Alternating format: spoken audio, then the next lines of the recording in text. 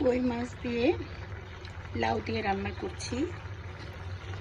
আপনারা এভাবে রান্না করেন কিনা জানি না, তবে অসিজনের আপনার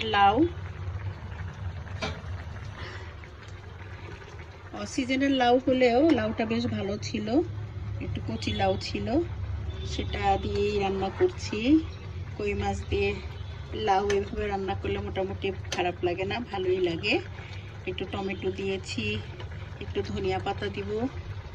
এই তো আমাদের অসিজনের লাউ। দেখি খেয়ে শীতকালে সে লাউয়ের মতো লাগে কিনা। এটা আমাদের এখানকার সুপার শপ থেকেই নিয়ে এসেছি। মনে হলো যে লাউটা ভালো হবে, এখন খেয়ে বোঝা যাবে যে এটা কতটুকু ভালো। আপনারাও রান্না করবেন লাউ, এই গরমের সময় লাউ শরীরকে ঠান্ডা রাখে। ভালো থাকবেন, খোদা হাফেজ।